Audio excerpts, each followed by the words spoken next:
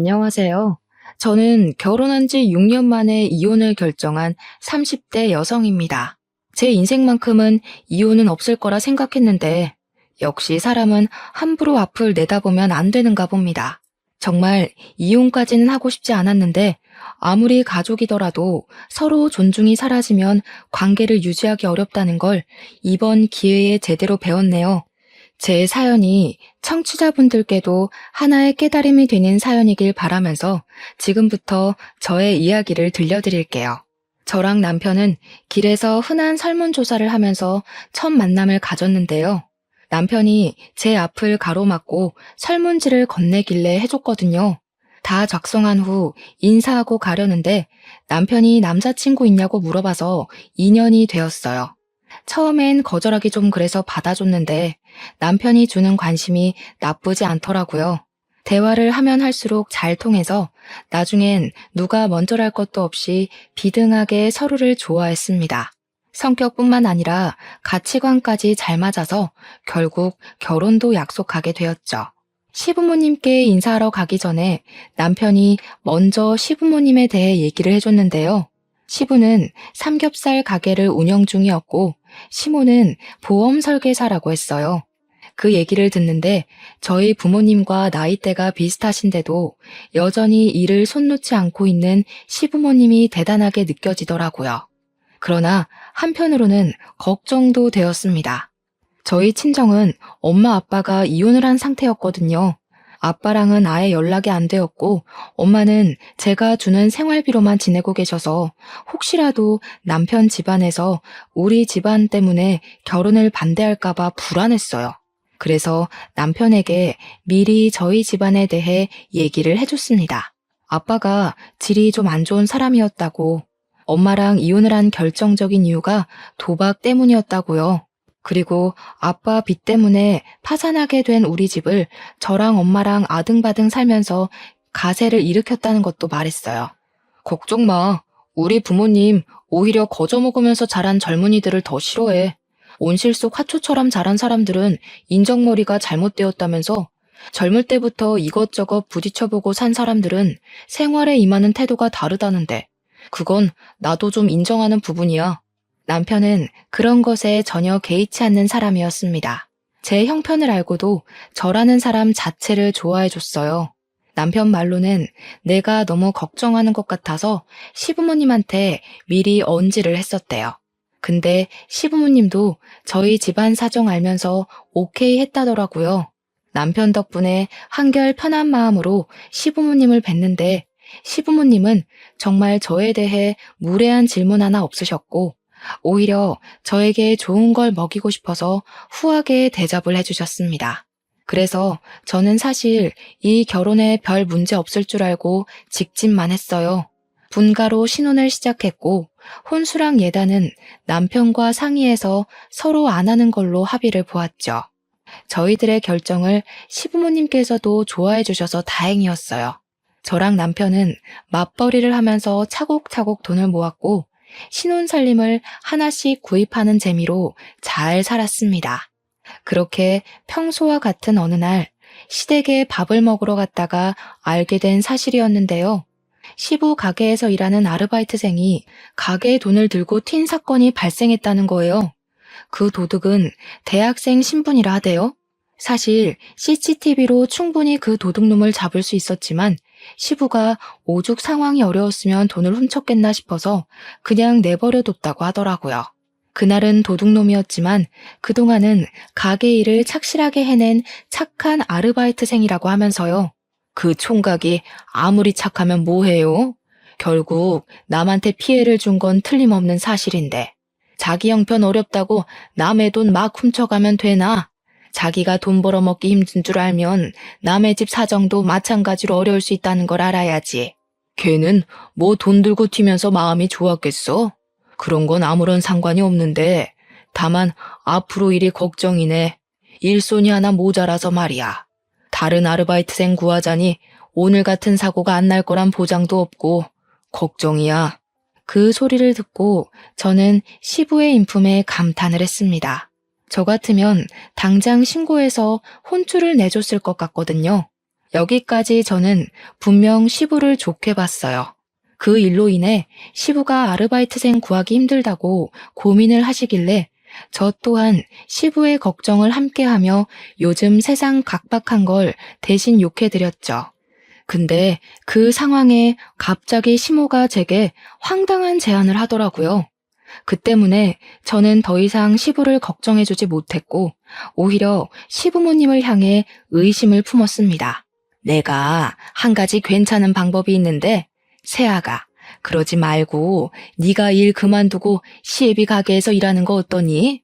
우리가 월 200만 원은 챙겨줄 테니까 직원으로 들어와도 괜찮을 것 같은데 지금 하는 일은 팍팍할 거 아니냐. 가족이랑 같이 일하면 마음도 편하고 얼마나 좋아. 시모가 제게 이 말을 하자마자 뭔가 알겠더라고요. 시부모님은 아르바이트가 안 구해진다고 고민을 하셨지만 아르바이트를 구할 생각이 없으셨던 거예요. 신원 확실한 저를 설득시켜서 싼값에 일을 시키고 싶었던 거죠. 가족이랑 같이 일하면 마음이 편하다고요? 여러분이 생각하기에도 과연 그렇다고 보십니까? 친가족이랑 사업을 해도 싸우기 마련인데 시댁이랑 일을 하면 얼마나 말 못할 고충이 많겠어요. 모든 며느리가 멍청한 게 아니라면 시모가 선심 쓰듯 던진 제안이 얼마나 부당하고 수상쩍은 조건인지 느낄 수 있을 겁니다. 그리고 당시에 저 직장에서 세후로 300만 원 가량 받고 있었어요. 돈을 더 준다고 해도 고민했을 텐데 200만 원이라뇨. 가족이란 이유로 200만 원 주면서 얼마나 사람을 굴려먹으려고 그러나 싶은 생각이 들었어요. 게다가 저는 제가 노력해서 쌓아온 커리어가 너무 좋고 제 청춘 바쳐 일군 직업이나 마찬가지인데 그걸 관두고 저한테 좋을 거 하나도 없는 삼겹살 가게 아르바이트를 하라고요? 아무리 생각해도 혹하는 구석이 없어서 저도 모르게 표정을 어색하게 만들어 버렸어요. 어머님, 저는 하는 일이 있는데요. 그리고 제가 사무직만 반평생 해왔던지라 가게 일머리는 없어요. 저보다는 빠릿빠릿한 학생들이 좋을 거예요. 일은 배우면 다 하게 돼 있는 거지 뭘. 식구가 곤란하다고 하면 돕고 그럴 줄도 알아야지. 우리 가게가 커지고 장사 잘 되면 결정적으로 너희한테 좋은 거잖아. 다 너희 물려줄 유산 될 건데. 안 그러니 아들? 저만 이 대화가 황당하다고 생각하는 건지 모르겠는데 남편은 시모가 묻는 말에도 그저 어깨만 으쓱이며 남일인 듯 방관만 했습니다. 그러다 제가 눈빛으로 무슨 말이라도 해보라고 쏘아대면 남편이 그제야 자기 생각을 툭 꺼냈는데요. 당신 어릴 때부터 굳은 일 많이 하고 자랐을 거 아니야. 식당 일도 곧잘 할 것 같은데? 그러지 말고 한 달이라도 해보고 결정하던가. 남편의 말에 상당한 충격을 받았습니다. 남편이 굳은 일을 언급하자마자 문득 지난 날이 떠올랐어요. 결혼을 허락받기 전 남편이 제게 그런 말을 했었다고 했잖아요.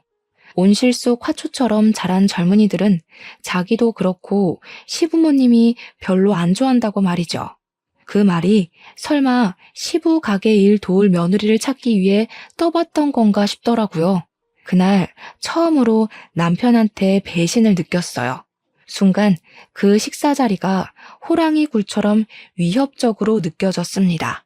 결국 저는 아무도 편들어주는 사람 없이 혼자서 헤쳐나갔어요. 할 수 없이 최대한 시부모님의 마음이 안 상하게 죄송하다고 거절을 했어요. 정말 죄송합니다, 어머님.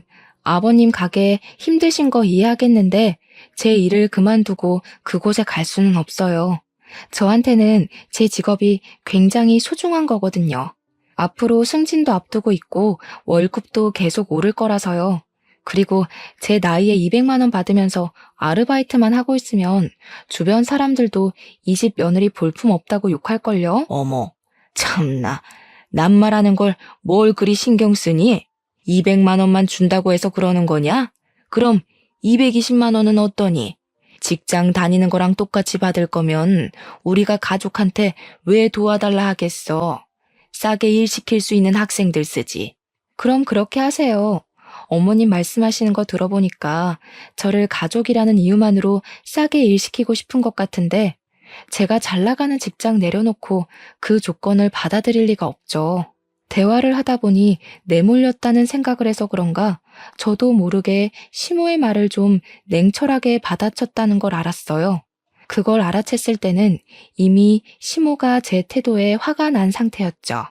제가 단호하게 거절하자 시모는 더 이상 말을 잇지 않고 식사 자리를 정리하셨습니다. 그 옆에서 시부도 한숨을 크게 내쉬더니 자리에서 일어났어요. 시모는 주방으로 가버리고 시부는 방으로 들어가 버리자 그제야 저는 말실수를 했다는 걸 자각했습니다. 그 와중에도 남편은 밥 먹기 바빠 보였어요. 시부가 남긴 밥까지 가져가선 혼자만 속 편하게 배를 채웠습니다. 저희 그만 간다고 하는데도 시부모님은 조심히 가라고 대답만 했지 나와보질 않으셨어요. 시부모님이 저 때문에 토라진 건 알겠는데 그렇다고 제가 하고 싶지 않은 일을 하겠다고 선심을 보일 순 없었어요.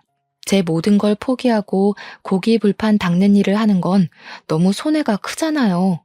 그리고 저는 이 상황을 그냥 방관한 걸로 모자라 저를 더 곤란하게 만들었던 남편에게 서운함을 느꼈습니다. 집으로 돌아가는 차 안에서 남편에게 한마디 했어요. 당신이 거기서 그런 소리를 하면 어떡해. 당신 때문에 그 상황에서 내가 더 죄인이 됐어. 내 입장에 서서 얘기해줬으면 좀 좋아? 당신이 생각해도 어머님 아버님이 너무 무리한 걸 요구한 것 같지 않았어? 무리할 게 뭐가 있어. 어차피 직장이란 건 언젠가 은퇴가 있기 마련인데 사업은 내가 죽기 전까지 평생 할 수 있는 거잖아. 엄마 아빠가 일 못하게 되면 그 사업 우리 물려준다는데 미래를 생각해서 부모님한테 잘 보여놓으면 좋지 뭘 그래. 그래서 당신도 내가 10년 넘게 쌓아온 커리어 포기하고 삼겹살집에서 아르바이트를 해야 된다는 거야? 나중에 우리가 그 가게 물려받을 거니까. 이유가 그거라면 어머님 아버님도 좀 너무하시네. 멀쩡한 아들 놔두고 왜 남의 집 자식한테 직장을 관두라고 한대? 너랑 내가 남이냐? 아무래도 부모님이 기성세대다 보니까 생각하는 게 옛날 방식이라서 어쩔 수 없지. 나는 부모님 살아계실 동안만이라도 아들 선호한 마음 존중해주고 싶어. 부모님한테 자식은 나밖에 없잖아. 당신이 이해해줬으면 좋겠는데. 옛날 방식으로 사는 사람이라고 이해 안 되는 상식을 밀어붙이는 건 제겐 납득이 안 되었습니다. 저 또한 저희 엄마에게 하나밖에 없는 자식이에요. 옛날 방식 고수하면서 아들은 한자리 하면서 커야 된다는 시부모님 사상에 손뼉 맞춰주고 싶은 생각 추호도 없었어요. 남편이 제게 서운함을 표현했지만 저야말로 저를 이해해 줄 줄 알았던 남편에게 배신을 당한 것 같아서 기분이 상했던 날이었네요. 어쨌든 제가 시부모님께 직접 안 된다고 거절을 했으니 새 아르바이트생을 구할 거라고 생각했습니다. 시간이 지나면 삐쳤던 시부모님의 마음도 가라앉을 거라고 생각했죠. 그런데 제가 너무 마음 편하게 좌시했던 거였어요. 그날이 있고 무려 4개월이 지났는데도 시댁을 방문할 때마다 시부모님은 저를 대면대면하였어요. 시모는 대놓고 제게 감정 상했다는 걸 차가운 말투로 표시했고 시부는 저한테 아예 말을 안 걸었습니다. 시모도 시모지만 시부가 원래 저를 딸처럼 많이 예뻐해 주셨던 분이거든요. 근데 아르바이트 거절했다고 저를 4개월째 투명인간 취급하시니 정말 난감하더라고요. 괜히 마음이 불편해서 저 또한 표정에 곤란함이 그득할 때면 시모가 그런 제 모습을 마주칠 때마다 꼭 가슴 후벼 파는 말을 한마디씩 툭 던지셨어요. 너도 참 독한 편인가 보구나. 가족일 좀 도와주면 될 걸 그게 그렇게 힘들어? 아니면 눈치가 없는 거냐? 우리가 이렇게까지 기분 상해 있으면 젊은 네가 먼저 다가와서 좀 져줄 수 있는 거 아니야? 우리랑 이렇게 지내는 거 불편하면 내 제안 다시 생각해보지 그러니. 네? 아직 아르바이트 안 구하신 거예요? 죄송하지만 어머님, 제 생각은 여전히 똑같아요. 어머님이랑 아버님이 백날 첫날 기다리고 여쭤보셔도 만족스러운 답을 못 드려요. 그러니까 아르바이트 구하세요. 너 보통 고집이 아니구나. 당분간 이 집 문턱 넘는 일 없도록 해라.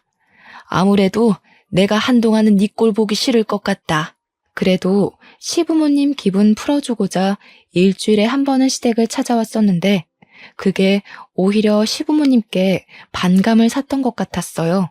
시부모님이 제가 먼저 아르바이트 하겠다고 말해주길 기다린 것 보면 저를 볼 때마다 그 생각만 하고 있었나 봅니다.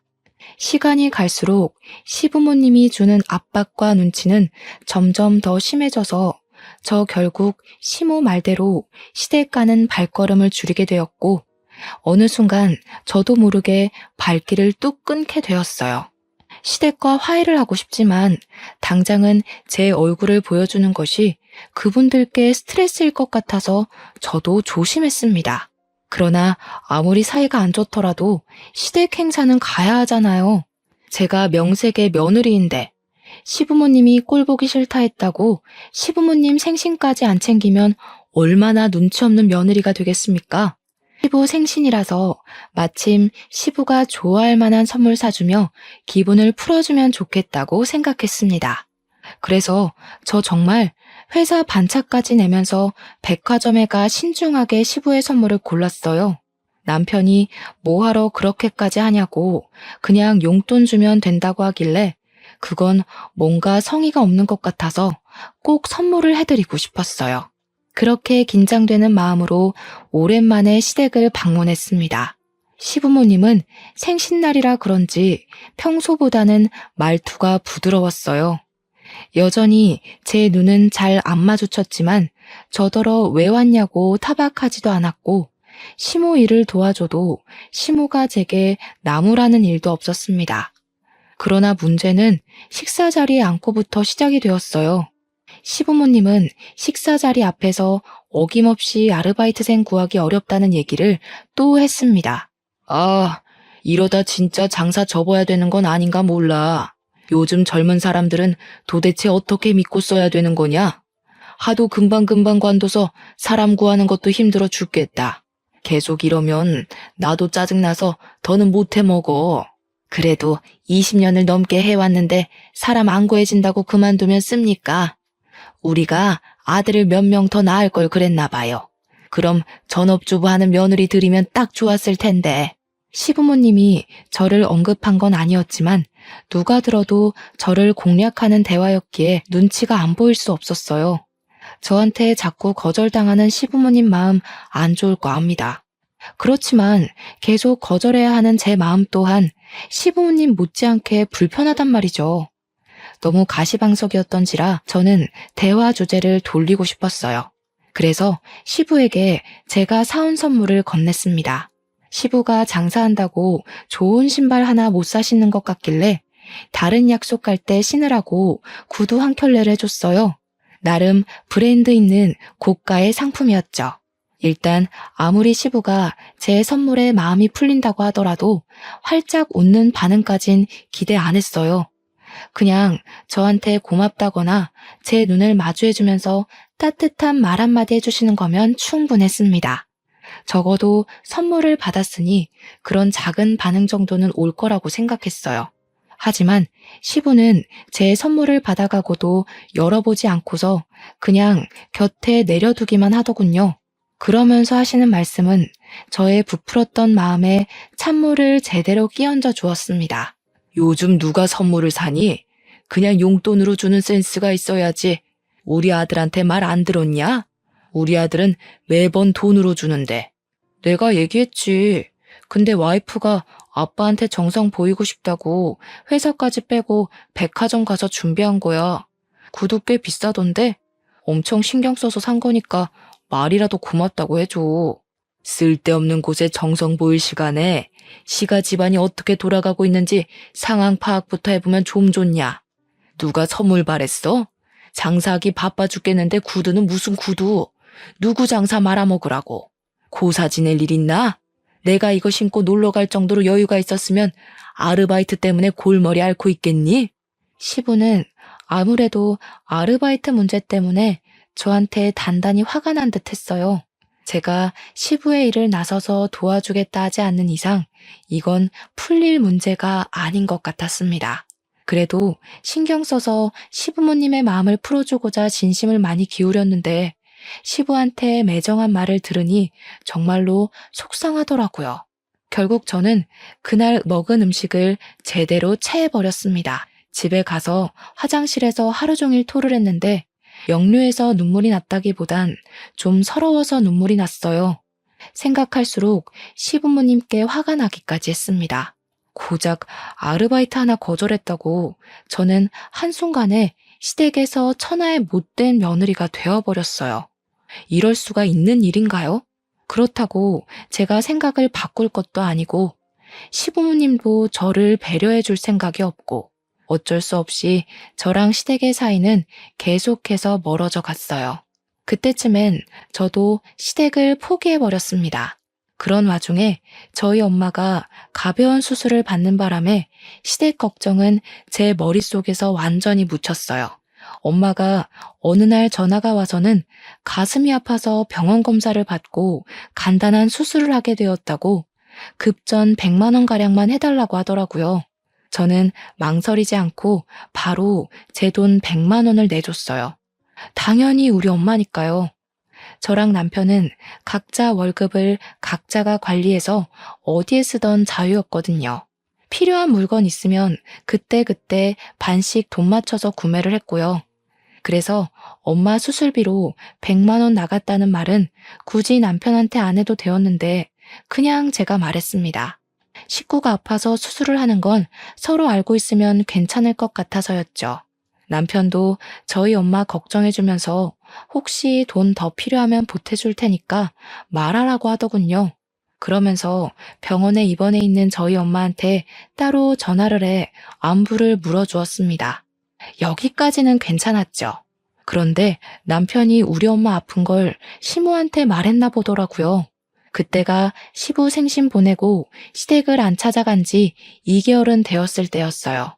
그런데 어쩐 일인지 시모가 저희 신혼집을 찾아온 겁니다. 연락도 없이 오셔서 제가 퇴근하고 무방비한 상태로 시모를 마주했어요. 그것까진 이해해 줄 수 있는데 시모는 제가 마음에 안 드니까 그걸 어떻게든 표현하고 싶었나 봐요.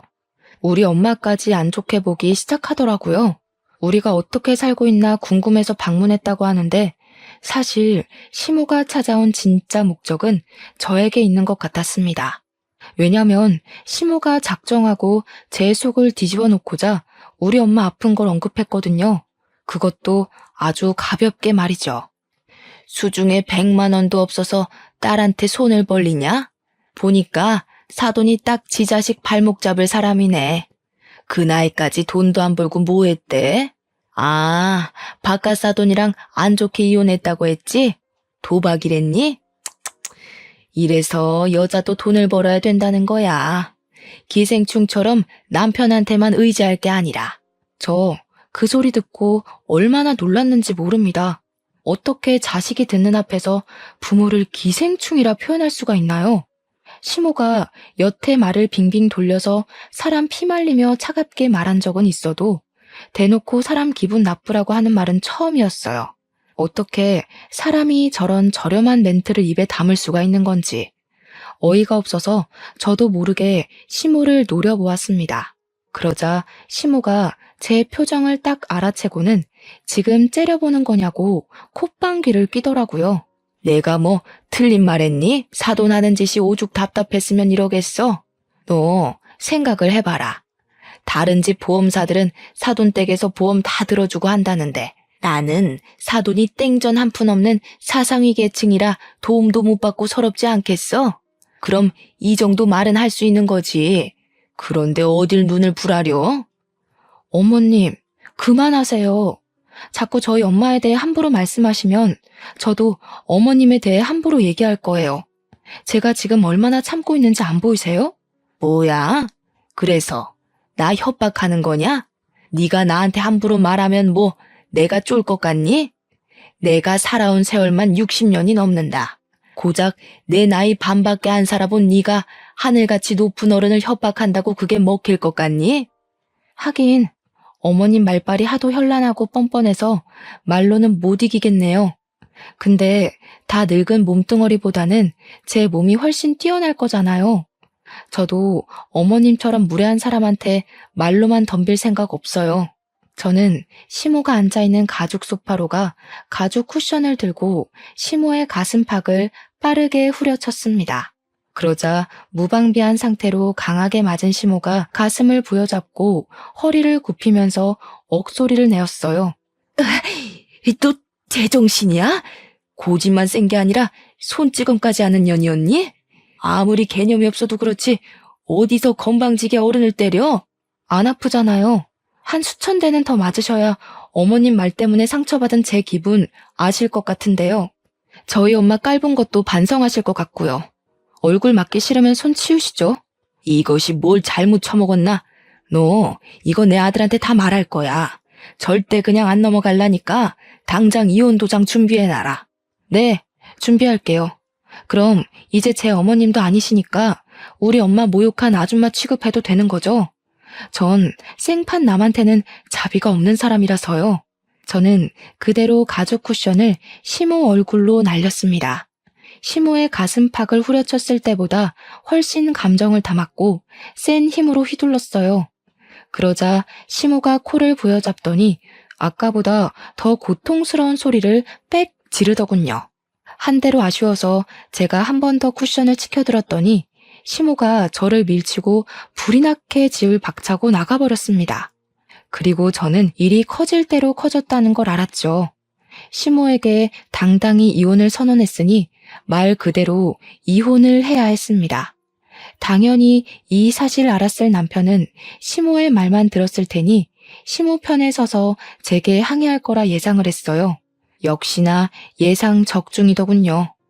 남편은 집에 오자마자 저한테 삿대질을 하면서 성질을 내었습니다. 당신 우리 엄마 코피 터뜨렸다면서? 제정신이야? 어떻게 나이 많은 어른한테 손찌검을 할 수가 있어? 당신 그렇게 안 봤는데 예의라곤 말아먹은 사람이었어? 긴 말하지 말고 그냥 도장 찍자. 나도 우리 집 비렁뱅이라고 대놓고 비웃는 집이랑은 상종하기 싫어. 우리 엄마더러 기생충이네. 그러니까 이혼한 남편도 그 모양 그 꼴이지. 이런 욕하는 어머님을 내가 앞으로 어떻게 모시겠어? 남편은 시모가 우리 엄마를 모욕했는진 몰랐는지 제 말에 약간 당황했습니다. 저는 너무 분해서 눈물까지 흘렸어요. 남편에게 입장 바꿔 생각해보라고 내가 손찌검 끝까지 참았어야 했냐고 짜증을 내버렸습니다. 아무리 그래도 대화로 잘 풀면 되는 걸. 당신이 너무 섣불렀어. 우리 엄마 놀라서 알아누웠다고. 당신이 먼저 가서 사과하는 게 좋을 것 같은데. 그래. 이래서 내가 당신은 별로 설득 안 하고 싶다. 내가 사과를 왜 해? 이제 이혼하면 아무짝에 상관없는 사이인데 우리 엄마 아픈 걸로 깔보셨으니까 벌 받는 거라고 생각하라 그래. 뭐? 야, 이혼이 누구 집 개 이름이냐? 이혼은 무슨 이혼. 그냥 네가 가서 사과하면 다 해결될 문제야. 왜 매번 우리 부모님한테 져주질 않아? 꼭 어른을 이겨먹어야 되겠어? 반대로도 묻고 싶네. 꼭 자식 같은 젊은이를 이겨먹어야겠냐고. 나이 많다고 무조건 배려받기만 원하지 말고 먼저 선심을 보였어야지. 이혼하기 싫으면 어머님 보고 직접 와서 나한테 사과하라고 해. 우리 엄마 깔본 것도 정식으로 사과하라고 하고. 안 그럼 이혼이야. 남편은 제 말에 고민하는 것 같더니 그마저도 자기 자존심 때문인지 제게 굽히고 들어가려 하지 않았습니다. 결국 저더러 마음대로 하라고 짜증만 낸 뒤에 돌아서 버리더군요. 이쯤 되니까 제가 누구를 사랑했고 누구를 위해 이 집 식구가 되어 마음고생을 했는지 모르겠더군요. 저랑 찰떡궁합인 줄 알았던 남편이 결혼 생활 몇 년 만에 이렇게 변해버린 모습을 보자 너무 서러웠어요. 그래서 결국 저는 남편과의 6년간 결혼 생활을 마침표 찍게 되었습니다. 시모한테 끝까지 사과를 받지 못한 게 마음에 걸렸지만 이혼을 하고 나니까 그래도 속은 시원하더라고요. 저는 이혼을 하고 시골 사는 친정엄마를 서울 집으로 모시고 와 같이 지냈습니다. 엄마가 저를 많이 걱정해줬는데 저는 엄마한테 제가 무슨 이유로 이혼했는지는 밝히지 않았어요. 그냥 성격 차이라고만 둘러댔죠. 엄마랑 지내니까 왠지 10대로 돌아간 것 같은 기분이었어요. 이혼 전에는 누군가의 아내로 며느리로서 그 역할을 잘 해내려고 어른인 척 했었는데 엄마 옆에선 영락없는 딸이 될 수 있어서 마음이 편했습니다. 그렇게 무탈한 시간을 보내던 어느 날이었어요.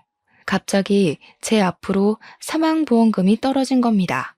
너무 액수가 커서 이게 뭐지 하고 알아봤다가 우리 아빠의 사망보험금이란 걸 알았어요. 제가 어릴 적 엄마가 이혼을 했기 때문에 그 이후로 쭉 아빠 소식은 못 듣고 지냈는데요. 아빠 존재도 생각 못하고 살았는데 갑자기 교통사고로 소식을 알린 아빠 때문에 많이 당황했습니다. 당연히 우리가 장례식을 해줄 필요는 없었어요. 하지만 아빠를 챙겨줄 사람이 없다는 것까지 알게 되자 엄마가 아빠의 장례식을 도맡자고 결정 내리셨어요. 아무래도 엄마가 13억이란 사망보험금을 그냥 받기가 좀 그랬나 보더라고요. 저는 엄마의 의견을 존중하여 아빠 3일장을 무사히 치러주었습니다. 그런데 저희가 당황할 일이 한 가지 더 남아 있었어요. 이미 13억이라는 보험금 수익자가 된 것만으로도 당황스러운데 아빠가 도박을 해서 돈을 딴 적이 있었나 봅니다. 아니 글쎄 아빠 앞으로 된 땅이 하나 있었더라고요. 그것마저 저한테 유산으로 돌아온 겁니다. 졸지에 평범한 직장인이었던 제게 땅이 생기고 억대 자산가 되었어요. 마치 복권 1등에 당첨된 것처럼 당황스러웠지만 저는 이걸 그동안 마음고생한 값이라 생각하고 받아들였습니다. 신혼집을 나오고 엄마랑 같이 월세에 살던 저는 엄마랑 둘이 살 집을 구하게 되었어요. 살면서 아파트를 매매로 들어가게 될 줄은 몰랐는데 그 꿈을 생각보다 빨리 이루게 되어 기뻤습니다. 새 집으로 이사를 간 저희는 이삿짐 정리로 정신이 없었어요. 그런데 엄마가 시골 사람이라 정이 많은데 굳이 신경 안 써도 되는 옆집에 자꾸 떡을 갖다 주라고 챙겨주는 겁니다. 엄마, 서울에서는 이런 거 안 해. 떡 주는 것도 옛날이나 고맙다고 받았지 요즘에는 이런 거 주면 의심만 받는다니까. 저는 2020년대에 떡을 갖다 주러 아파트 이웃집에 들르는 것이 민망해서 괜히 더 엄마한테 투덜거렸어요.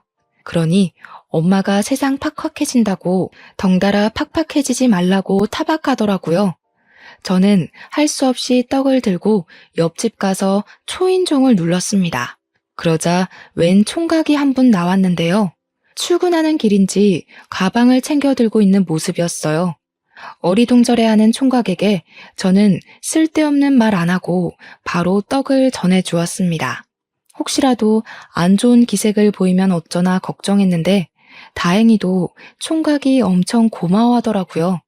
예의상 고마워한 게 아니었어요. 고맙다는 말을 계속하면서 그걸 그 자리에서 입에 물더라니까요. 그리고는 그대로 손으로 들고 먹으면서 엘리베이터 타고 내려갔습니다. 그 뒤로 희한하게 그 총각이랑 자주 마주치게 되었어요. 떡을 주고받았으니 서로 안면은 이미 텄고 그러다 보니 가벼운 대화까지 많이 나누게 되었는데요.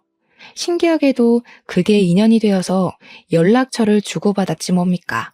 좀 친해지고 나서 보니까 남자 직업이 기자란 것도 알 수 있었어요.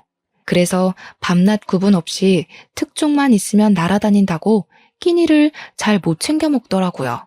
제가 떡을 준 날도 12시간 밥을 굶은 상태였는데 마침 우리 엄마가 챙겨준 떡 덕분에 든든했다고 또 한 번 고마웠다고 했습니다. 그게 괜히 마음에 걸렸던 저는 엄마한테 옆집 이야기를 하다가 그분의 사정까지 말하게 되었는데요. 엄마가 집에 데려와서 밥 먹이자고 하대요. 그러려고 말한 것 아니었는데 솔직히 나쁘지 않은 제안 같아서 제가 그분께 엄마 말을 전달해 줬더니 사양 안 하고 바로 기뻐하는 거 있죠. 그때부터 그분은 정말 부지런히 저희 집 초인종을 눌렀습니다. 덕분에 집에서 심심하게만 했던 엄마는 옆집 총각 밥 해주는 재미로 살았어요. 본의 아니게 셋이서 겸상하는 날이 들어갔는데 그 정 때문인지 어느 날 기자분이 제게 마음이 있다고 고백을 했습니다. 그런데 저는 이혼녀잖아요. 저 또한 기자분에게 호감이 있었지만 이혼녀 꼬리표가 미안해서 그 감사한 마음을 받아주질 못했습니다. 근데요, 당황스럽게도 기자분이 제 이혼 사실을 알고 있더라고요. 알고도 제게 고백하는 거라고 엄청 당당하게 말하길래 어떻게 알고 있냐 했더니 엄마가 알려줬답니다. 저 몰래 총각한테 제 얘기를 많이 했나 보더라고요. 저랑 만나보라는 말까지 했다는 거 아니겠어요? 엄마 때문에 민망했지만 어쨌든 저는 그렇게 그 기자분이랑 사귀게 되었어요. 이혼을 하고 1년 만에 남자친구가 생긴 거죠. 남자친구가 생기고부터는 제 인생에서 암흑이나 다름없었던 결혼의 기억이 많이 묻혔어요. 그래서 남자친구와 함께하는 시간이 더 좋았죠. 저는 남자친구에 대해 어느 정도 다 알았다고 생각했습니다. 근데 의외로 제가 몰랐던 부분이 남아 있었더라고요. 그건 겨우 묻어버렸던 지난 6년간의 결혼 생활이 한꺼번에 다시 생각났을 만큼 당황스러운 사실들이었어요. 어느 날 남자친구랑 같이 데이트한다고 연차를 내고 나름 멋을 부리며 들떠있던 날이었어요. 남자친구가 저한테 같이 가고 싶은 곳이 있다고 데려가 주더라고요. 그런데 그 방향이 매우 익숙한 방향이었고 또 아는 동네인 겁니다. 그때부터 제 눈이 아주 바쁘게 돌아갔어요. 설마 했는데 잊은 줄 알았던 시댁의 흔적이 있는 곳인 거 아니겠어요? 남자친구가 저를 데리고 간 동네는 바로 시부의 삼겹살 가게가 있는 곳이었습니다. 저는 남자친구한테 티를 내지도 못하고 눈치만 봤어요. 그리곤 우연히 전 시부의 삼겹살 가게 앞을 지나가게 되었을 때 그 내부를 슬쩍 엿봤습니다. 참 타이밍 좋게도 시부가 손님이랑 싸우고 있더라고요. 거짓말도 작작 쳐야지. 손님이 일부러 벌레 넣었는지 아닌지 내가 어떻게 알아요? 우리 매장에 CCTV도 없거든요. 그거 알고서 마음대로 벌레 넣은 거 아니야? 어머머, 말하는 것 좀 봐. 저 그렇게 한가한 사람 아니거든요.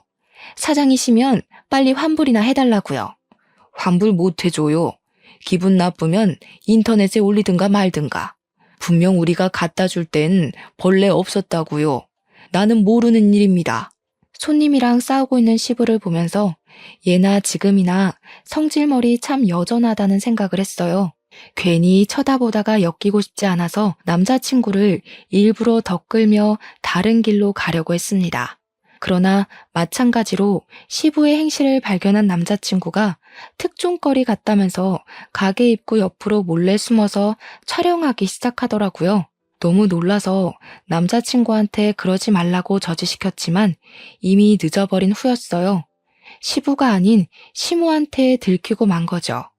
시모는 제 남자친구를 향해 뭐 하는 놈이냐고 삿대질을 하다가 그 옆에 서 있는 저를 보고서 기겁하셨습니다. 어머 깜짝이야. 너 뭐야? 어디서 재수없게 또 얼굴을 비춰? 설마 뒤늦은 복수라도 하겠다는 거니? 시모의 돌발 행동에 남자친구랑 저랑 시모가 아는 사이라는 걸 눈치채버렸어요. 저한테 대놓고 묻길래 저도 굳이 숨길 필요 없어서 전 시모라고 얘기를 해주었습니다. 그러자 시모도 대강 우리 사이를 알아챈 것 같더라고요. 아이고, 그새 남자를 만났네. 거기도 조심하세요. 이 아가씨 땡전 한 푼 없는 사람이야. 만약 이 아가씨랑 결혼하잖아요? 그럼 총각이 이 아가씨 친정까지 다 먹여 살려야 돼. 정말 비렁뱅이라니깐. 피 보고 싶지 않으면 당장 헤어지는 게 좋을 거예요. 땡전 한 푼 없다고요? 처음 듣는 소린데요. 혹시 땡전 한 푼 없는 집안이라고 속으셨던 거 아니고요? 말도 마세요. 얘 엄마가 주머니에 100만 원도 없어서 딸내미 등에 빨대 꽂는 사람이라고. 내가 사돈까지 했던 사람인데 그것도 모를까 봐. 총각도 괜히 이 여자한테 봉변당하지 말고 가볍게 만나고 내다 버려요. 어른으로서 조언해주는 거니까 새겨듣고. 시모는 자기가 제 앞길을 완벽하게 방해했다고 생각하는 건지 저를 비웃고 있었습니다. 근데 안타깝게도 시모가 웃을 수 있는 기회는 딱 그까지였어요. 시모가 기억하고 있는 저희 집 형편은 다 옛날 일이 되어버렸는데 그런 줄도 모르고 한 방 먹였다고 웃고 있는 꼴이 참 보기 재밌었습니다. 저희 집이 이혼을 하고 그 사이에 많은 변화가 있었잖아요. 마치 시가가 제게 원흉이라도 되었던 건지 결혼을 하자마자 제가 불을 얻었어요. 원래 시골촌에 있던 저희 집 본가는 이제 20억짜리 고급 빌라가 되었을 정도입니다. 거기에 제 남자친구도 매매로 살고 있는 거예요. 무려 한 층에 2가구만 들어가 있는 보기 드문 빌라였죠. 제가 제 입으로 일일이 시모를 설득하면서 증명하려 했다면 입이 아팠을 겁니다. 그런데 남자친구가 저랑 엄마의 형편에 대해 이미 알고 있으니까 산 증인이 되어주더라고요. 남자친구는 우리 집안 여유에 대해서 자기가 알고 있는 사실을 시모한테 전부 발설하였습니다. 이미 그것만으로 당황한 시모가 자존심 때문이라도 억지로 우리를 의심했는데요. 남자친구가 그 다음 뒤있는 말엔 시모뿐만 아니라 저도 놀라움을 금치 못해서 입을 벌렸어요. 이런 사람들이 우리 아빠 건물에 장사하고 있는 줄은 몰랐네요. 재수가 없을라니까 어디서 이런 것들이 우리 아빠 건물에 들어차 있었지? 아빠한테 내쫓으라고 해야겠다. 안 그랬다간 건물값 떨어지겠네. 저도 전혀 몰랐던 사실인데 시부가 하는 가게 건물 주인이 남자친구 아빠라는 겁니다. 이건 전혀 생각지도 못했던 사실이라 좀 충격이었어요. 알고 보니 남자친구가 살고 있는 집도 남자친구 아빠가 해준 거라네요. 남자친구 아빠는 연 매출 1,000억을 쫓고 있는 중소브랜드 대표라고 합니다. 남자친구가 기자를 하고 있는 이유는 워낙 호기심이 많고 여기저기 쏘다니는 거 좋아해서 선택한 일이라고 했어요. 저는 남자친구가 기자로 열심히 일해서 번듯하게 자수성가해 20억 아파트를 매매한 줄 알았거든요. 말로만 듣던 금수저, 아니 다이아 수저일 거라곤 상상도 못했습니다. 남자친구 재력에 당황해서 잠깐 잊고 있었던 시모를 슬쩍 봤더니 시모 또한 아차 싶었는지 얼굴까지 벌개져 있었어요. 남자친구가 태연하게 휴대폰으로 시부 가게를 찍기 시작하자 시모가 그제야 남자친구에게 살살 기기 시작했는데요. 저는 보란듯이 시모를 깔봐주었습니다. 어쩌나? 그놈의 입방정 때문에 남편이랑 아들 발목 잡게 생기셨네요. 그러게, 평소 좋은 마음 먹고 살았다면 얼마나 좋아요? 속내가 썩어 문드러졌으니까 얼굴에 죽음도 자글자글 하잖아요. 그새 더 늙으셨네. 그런 얼굴로 보험 팔면 사람들 다 도망가요. 그 사람이 우리 엄마를 깔봤던 것처럼 언젠가 한 번은 저도 그 사람을 깔보는 날이 왔으면도 싶었는데 그게 그날이 될 줄은 몰랐습니다. 저는 시모를 잔뜩 조롱해주고 남자친구와 함께 자리를 떴어요. 남자친구는 진짜 그 사람들을 자기 아빠한테 말해서 내쫓았다고 하더라고요. 그러면서 저더러 그 사람들이랑 한 식구 하느라 힘들었겠다고 위로를 해주는 거 있죠. 자기는 잠깐만 말 섞었는데도 내쫓고 싶을 만큼 숨이 막혔다면서 말이죠. 그 뒤로는 그 사람들 소식을 굳이 안 찾아봐서 모르겠는데 아마 빚에 전전하고 있지 않을까 싶어요. 저는 만나고 있는 남자친구와 결혼 전제로 만나는 건 아니에요. 좀 잘 맞고 잘 통한다고 해서 덜컥 결혼을 결심하는 건 어리석은 행동이란 걸 알아버렸거든요. 결혼을 하고 싶은 타이밍이 어떨 때 들어야 정답인 건지 아직은 모르겠지만 지금 만나고 있는 남자친구랑은 그저 모든 걸 신중하고 싶네요. 아무튼 이혼을 고민하고 계신 분들이나 한 번 정도는 이혼을 마음에 품어봤던 여러분들도 여러분들에게 가장 최선인 해답을 향해 나아갈 수 있었으면 좋겠습니다. 늘 행복하시고 소중한 시간 내어 관심 있게 들어주신 것도 감사합니다.